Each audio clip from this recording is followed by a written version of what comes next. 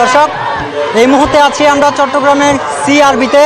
আপনাদেরকে একটি গরুর র্যালি দেখাবো, যেখানে আসলে যেই কোরবানি, যেহেতু আর মাত্র একদিন, আজ রাতটুকুই বাকি, পবিত্র ঈদুল আজহা উপলক্ষে যে কোরবানির পশু কোরবানি করা হবে, সেই কোরবানির পশু নিয়ে চট্টগ্রামে একটি গরু র্যালি বের হয়েছে, যেটি হয়তো আপনারা দেখতে পাচ্ছেন।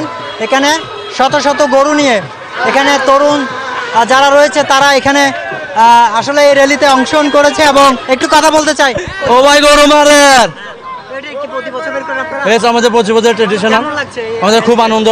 আমরা এই র্যালি আমরা প্রায় 100-300 জি এই প্রথম আমার অনেক খুব আনন্দ লাগতেছে।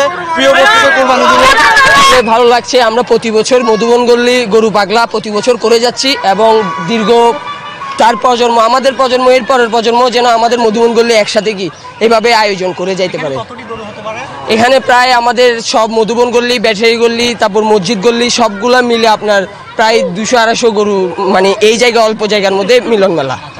আমরা কোরবানির মধ্যে গরু নিয়ে বেশি মজা করব।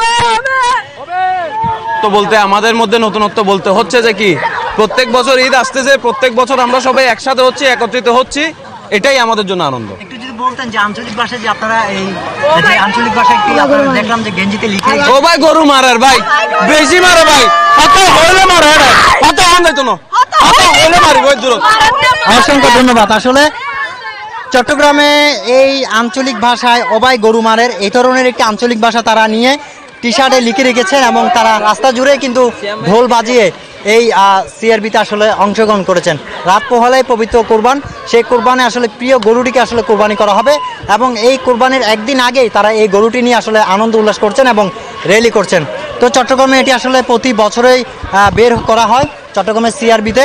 তো আসলে প্রতি বছরের মতো এই বছরও চট্টগ্রামে ব্যাটারি গলি এবং বিভিন্ন অলিগলি থেকে চট্টগ্রামে এই গরু র্যালিটি বের করা হয়েছে, যেখানে আসলে শত শত তরুণরা অংশগ্রহণ করেছেন, আনন্দ উল্লাস করছেন। তো এই ছিল আমার কাছে চট্টগ্রামের সিআরবি থেকে গরু র্যালির সর্বশেষ।